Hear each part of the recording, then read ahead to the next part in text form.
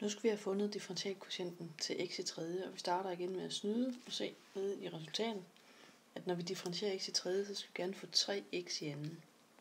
Så vi starter altså med funktionen x i tredje, og så starter vi med at skrive formlen for sekanthældningen op generelt. Derefter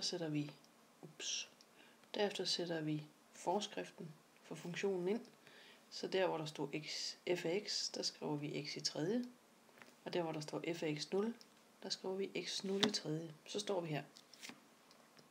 Og igen skal vi lave en omskrivning, som vi kommer af med nævner, der er grænseværdien 0. Og lave en omskrivning af tælleren, og det er en lille smule snyd, fordi hvem kunne vide, at man kunne lave den her omskrivning? Man kan sige, at hvis I insisterer på at vide, hvor den kommer fra, så er I interesseret i at vide, hvad der sker, hvis vi trækker x minus x0 uden for en parentes i det udtryk der, og så vil I opdage, at I får det der tilbage. Hvis I er meget mistroiske, så kan I prøve at gange de to parenteser her i tælleren sammen, og så vil I opdage, at I får x i tredje minus x0 i tredje. Men I kan altså også bare stole på, det er rigtigt det, jeg gør.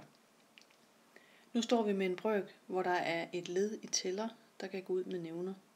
Og det betyder, at vi har en sekanthældning, der ser sådan her ud. Nu mangler jeg så kun den sidste del, nemlig den del, hvor jeg skal sende x mod x0. Hvis I kigger rigtig godt efter, så er det bagerste led her.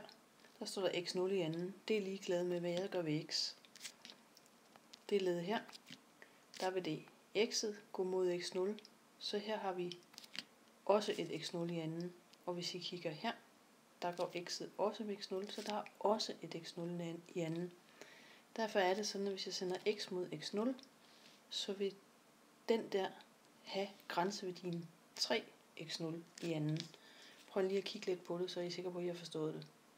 Og jeg generaliserer igen til, i stedet for at kigge i et konkret x0, og se på et x generelt. Så har vi bevist den.